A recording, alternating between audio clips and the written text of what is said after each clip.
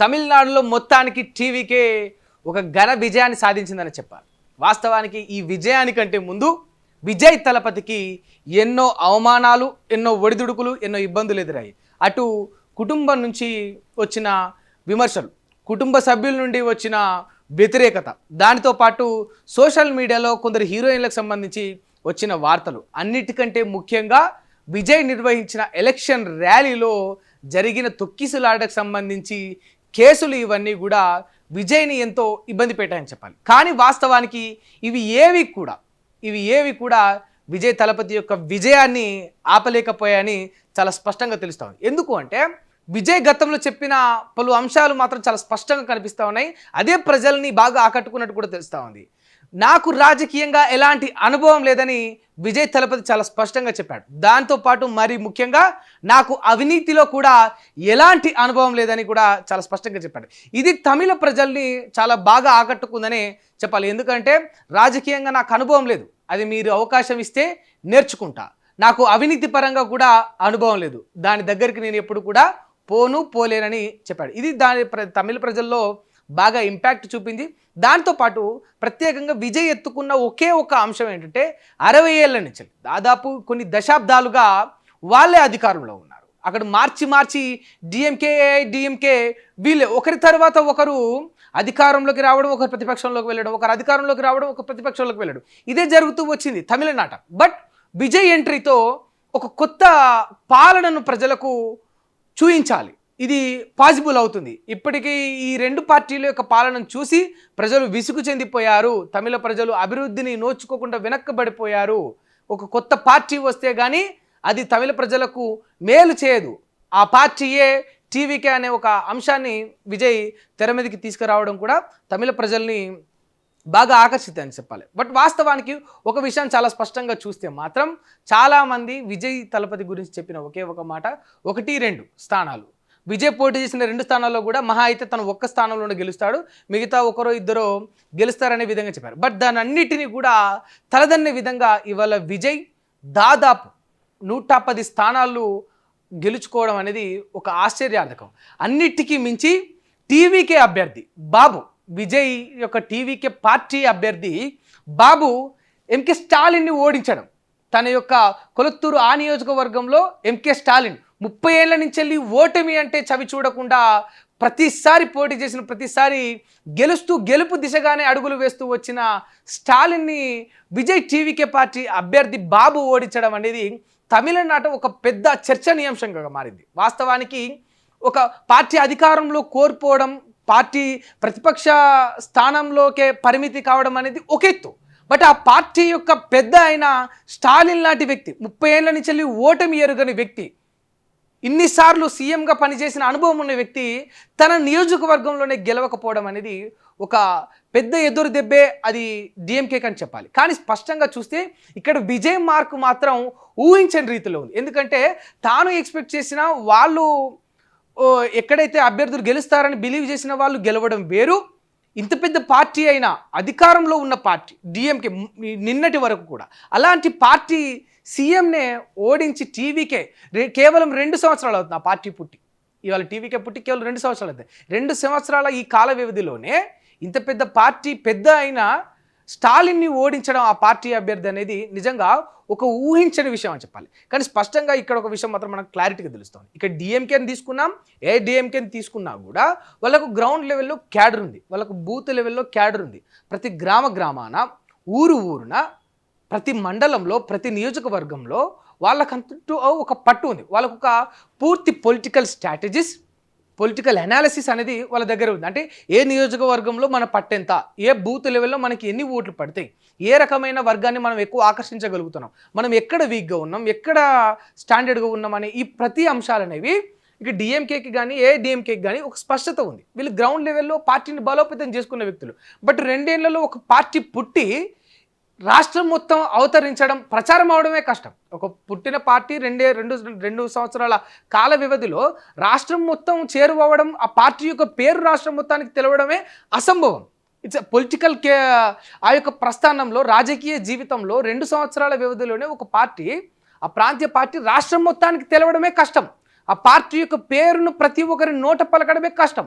But అలాంటిది కేవలం 2 సంవత్సరాల కాల వ్యవధిలోనే విజయ్ ఏకంగా పార్టీ మొత్తం ఆ రాష్ట్రానికి పరిచయం చేయడంతో పాటు తను ఈ 2 సంవత్సరాల కాల వ్యవధిలోనే బూత్ లెవెల్లో అతనికి క్యాడర్ లేదు, గ్రౌండ్ లెవెల్లో క్యాడర్ లేదు, తనకంటూ ఒక పూర్తి సభ్యత్వం తన పార్టీలో లక్షలాది మంది లేరు. అయినా కూడా విజయ్ ఇక్కడ గెలవడము అనేది పార్టీ పెట్టిన ఈ కొద్ది కాలంలోనే అనేది ఒక వండర్ఫుల్ మార్క్ అని చెప్పాలి. ఎందుకంటే ఇక్కడ పోటీ చేస్తున్న వ్యక్తులు కూడా ఆషామాషి వ్యక్తులు కాదు. అక్కడ డిఎంకే కావచ్చు, ఏఐడిఎంకే పార్టీ వ్యక్తులు కావచ్చు, వీళ్ళందరూ కూడా రాజకీయంగా దశాబ్దాలుగా అనుభవం ఉన్న వ్యక్తులు. ఇలాంటి వ్యక్తులను ఒక వ్యక్తి, ఒక సినిమా ఇండస్ట్రీ నుంచి వచ్చిన ఒక హీరో, ఒక స్టార్ హీరో ఓడించడం, ఈ 2 పార్టీలను ఓడించి తాను నెగ్గడం, అది కూడా 2 సంవత్సరాల ఈ కాల వ్యవధిలోనే అనేది ఒక మిరాకిల్ అని చెప్పాలి వాస్తవానికి. కానీ సోషల్ మీడియాలో రకరకాల వార్తలు వస్తాను. అంటే ఇప్పుడు త్రిష విషయం తీసుకుంటే చాలా స్పష్టంగా త్రిష కొంత ఇంపాక్ట్ చూపింది, త్రిష ఫ్యాన్స్ కూడా ఓట్లు వేశారు,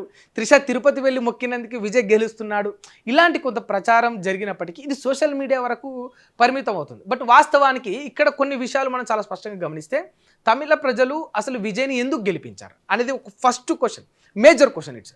అంటే తమిళ ప్రజలు నిజంగా విజయ్ని గెలిపించడానికి ఉన్న ప్రధాన కారణాలు ఏంటి అని అంటే వాళ్ళు కోరుకుంది మార్పు. ఇది మాత్రం చాలా స్పష్టంగా తెలుస్తుంది. ఎందుకు అనంటే ఇక్కడ డిఎంకే ఏఐడిఎంకే 2 పార్టీల యొక్క పాలనని దశాబ్దాలుగా చూస్తున్నారు. బట్ విజయ్ పైన విమర్శలు ఉన్నా, అది తన వ్యక్తిగత జీవితంలో అయినా, తన కుటుంబానికి సంబంధించి అయినా, లేకపోతే తన యొక్క పొలిటికల్ కెరీర్ అంటే తనకున్న అనుభవం విషయంలో అయినా, లేకపోతే తను గతంలో నిర్వహించిన ర్యాలీలకు సంబంధించి తొక్కిసలాటలైనా, ఆ ప్రాణాలు కోల్పోయిన ఈ పరిస్థితుల్లో కూడా విజయ్ పైన రకరకాల విమర్శలు అనేవి వచ్చినాయి. బట్ ఇవేవి కూడా విజయ్ గెలుపుని ఎందుకు ఆపలేకపోయాయి అంటే ది ఓన్లీ రీజన్ తమిళ ప్రజలు టీవీకేను కోరుకున్నారు. తమిళ ప్రజలు ఒక కొత్త పార్టీని కోరుకున్నారు.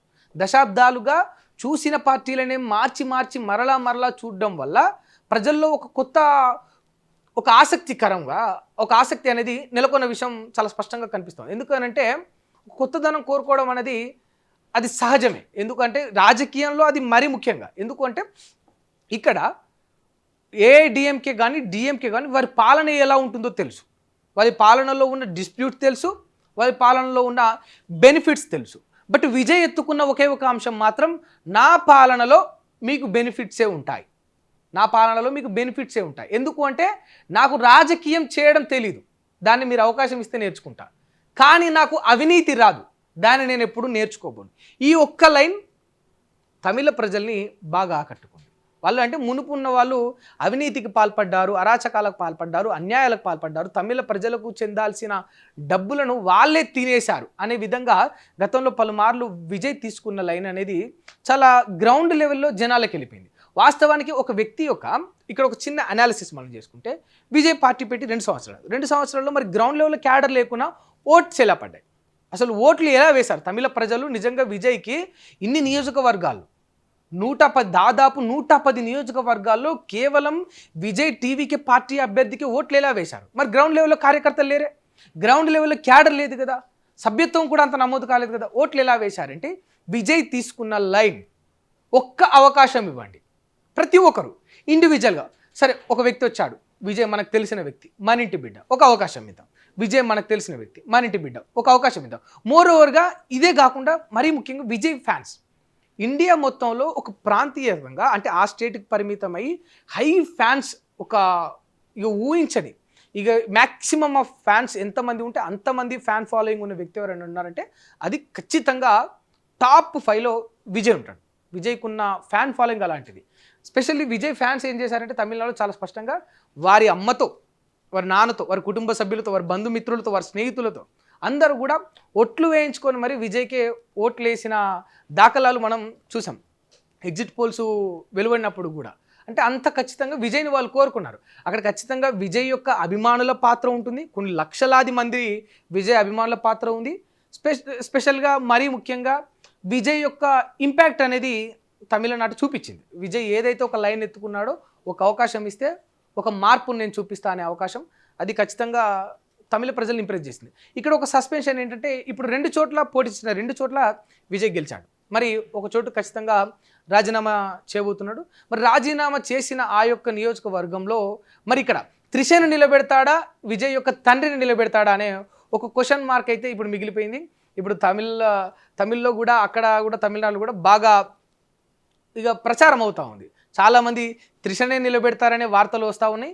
ఇంకొందరు వాళ్ళ నాన్నకి ఇస్తాడు, వాళ్ళ నాన్నకు అవకాశం ఇస్తాడనే వార్తలు వస్తూ ఉన్నాయి. ఎందుకంటే గతంలో ఎప్పుడో కూడా ఒక 6 సంవత్సరాలు 9 సంవత్సరాల క్రితమే త్రిష చాలా స్పష్టంగా చెప్పారు. అంటే నేను ఒకరోజు one fine day I will become CM, నేను చీఫ్ మినిస్టర్ అవుతా ఖచ్చితంగా, మీరు రాసి పెట్టుకొని నేను చెప్తా అనే ఇలాంటి కామెంట్స్ త్రిష గతంలో చేయడం అనేది ఇప్పుడు అవి సెన్సేషన్గా మారాయి. కొన్ని సంవత్సరాల క్రితం మాట్లాడిన మాటలే ఇప్పుడు వైరల్గా మారాయి. ఎందుకు దీనికి ప్రధాన కారణం అంటే గతంలో ఎప్పుడైతే విజయ్ భార్యకు డివోర్స్ అనేది జరిగిందో ఆ తర్వాత దీనికి కారణం, ఈ డివోర్స్ కారణం త్రిషతో విజయ్కి ఉన్న సంబంధమే. ఆ సంబంధం కారణంగానే విజయ్ భార్య తన నుండి విడాకులు తీసుకుందనే వార్తలు వచ్చాయి. మరీ ముఖ్యంగా త్రిషకు విజయ్కి ఒక సంబంధం అయితే ఉంది, ఖచ్చితంగా వీళ్ళు భవిష్యత్తులో పెళ్లి కూడా చేసుకోబోతారు అనే వార్తలు కూడా వచ్చాయి.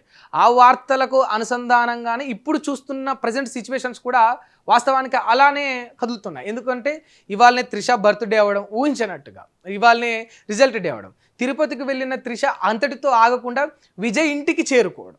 ఇప్పుడు చాలా వాస్తవానికి వీరిద్దరి మధ్య ఎలాంటి సంబంధం దానికి మనం పేరు పెట్టలేం, బట్ వాస్తవానికి ఒక రిలేషన్షిప్ అయితే వీళ్ళ మధ్యలో ఒక బంధం అయితే ఉండింది. ఎందుకంటే తమిళనాడులో వాస్తవానికి చాలామంది హీరోయిన్లు ఉన్నారు, బట్ ఏ హీరోయిన్ కూడా స్పెషల్గా విజయ్ ఇంటికి చేరుకోలేదు. అసలు విజయ్ బయటికి రాలేదు, బట్ విజయ్ ఇంటికి చేరుకోలేదు. కానీ ఇక్కడ స్పెషల్గా ఓన్లీ త్రిష మాత్రమే విజయ్ ఇంటికి వెళ్ళడమే ఇక్కడ ఒక చర్చనీయాంశంగా మారింది. మరి త్రిష యొక్క పాత్ర ఎలా ఉంటుంది, మరి విజయ్ రాజీనామా చేస్తున్న చోట త్రిషకు టికెట్ ఇస్తాడా, టికెట్ ఇచ్చి త్రిష గెలిచే పరిస్థితులు కనిపిస్తూ ఉన్నాయి. ఎందుకంటే టీవీకి యొక్క ప్రభంజనం విజిల్ మొత్తం కూడా తమిళనాడు మొత్తం కూడా మారు మోగుతున్న పరిస్థితి మనకు చాలా స్పష్టంగా తెలుస్తుంది. ఒకవేళ త్రిష కానీ ఆ నియోజకవర్గంలో గెలిస్తే, టికెట్ ఇచ్చిన తర్వాత పోటీ చేస్తే త్రిషను డిప్యూటీ సీఎం చేస్తాడు అనే వార్తలు కూడా వినిపిస్తున్నాయి. మరి ఇందులో వాస్తవం ఎంత, అవాస్తవాలు ఎంత? మరి విజిలేసి విజయ డంకాన్ని మోగించిన విజయ్ తలపతి బయటికి వచ్చి ఈ విషయాలపైన ఒక స్పష్టతను ఇవ్వాలి.